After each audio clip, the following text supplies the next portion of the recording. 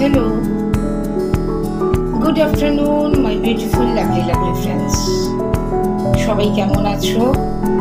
নিশ্চয়ই ভালোই আছো সকলে। দেখো আজকে একটা মাছ একটু অন্যরকম করে করছি, যদিও খুব কমন মাছ, কিন্তু তোমাদের সাথে একটু শেয়ার করি। যেহেতু আমার প্রসেসটা একটু আলাদা, তাই তোমাদের সাথে শেয়ার করতে ইচ্ছে হলো। একটু অন্যরকমভাবে মাছটা করছি। দেখো একরকমের প্রতিদিন ভালো লাগে না, তাই জন্য চলে গেলাম একটু নতুনত্ব আনতে, একটু অন্য প্রসেস। তো দেখো আমি আলুগুলোকে একটু বয়েল করে নিয়ে তারপরে ভেজে নিয়েছি। তারপরে এখন এখানে দিয়ে দিলাম, এইখানেও অ্যাজ ইউজুয়াল যেটা আমি করেই থাকি সেটা করব, বেশি রকম মশলা আমি দেব না। আলুগুলো একটু ভাজা হয়ে যাচ্ছে, এমনি এটা একটু নাড়াচাড়া তেলে নাড়াচাড়া করে, মাছের তেলেই একটু নাড়াচাড়া করে নিয়েছি। আর বয়েল করা আছে, বেশি লাগবে না, প্রসেস আছেই, একদম প্রসেসটা করাই আছে বলে।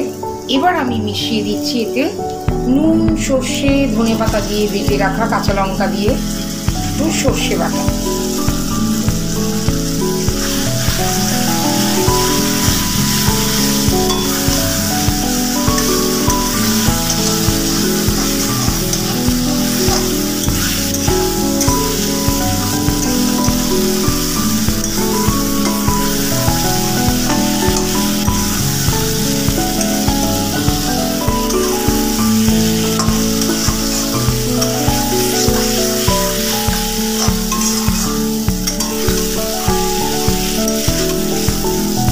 সর্ষে বাটা দিয়ে, সর্ষে এখানে শুধু সর্ষে নেই, সাদা সর্ষে, নুন, কাঁচা লঙ্কা, ধনেপাতাটা আমি আলাদা করে আর দেবো না, তাই জন্য এখানে এর সাথে বেটে নিয়েছি, তাতে একটা ভীষণ ভালো ফ্লেভারও এসছে।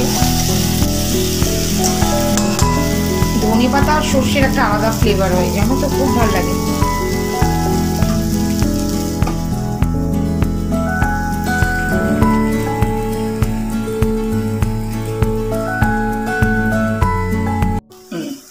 ওকে,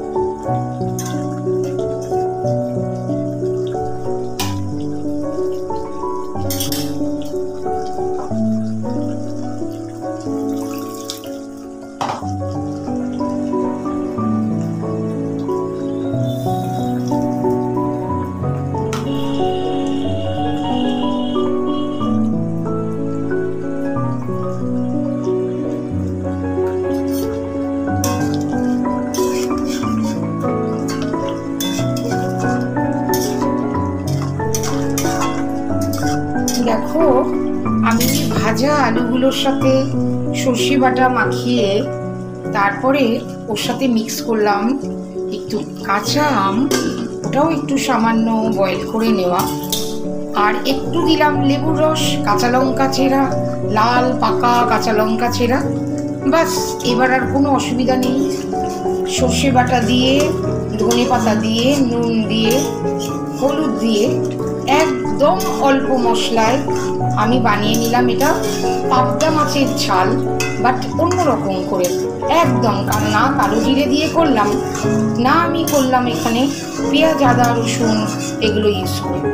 একদম গরমের জন্য পাতলা পাতলা, একটু কাগজি লেবু দেওয়া আছে, তার ফ্লেভারটা ভালো হবে।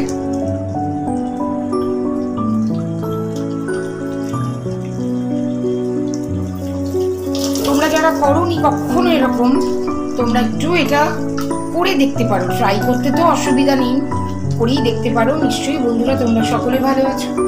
তো আমি সঞ্চিতা, এতক্ষণ তোমাদের সাথে কথা বলছিলাম ইনক্রেডিবল ইউটিউব জার্নি থেকে।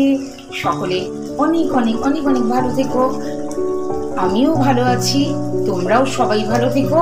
তো এখন চললাম, টাটা।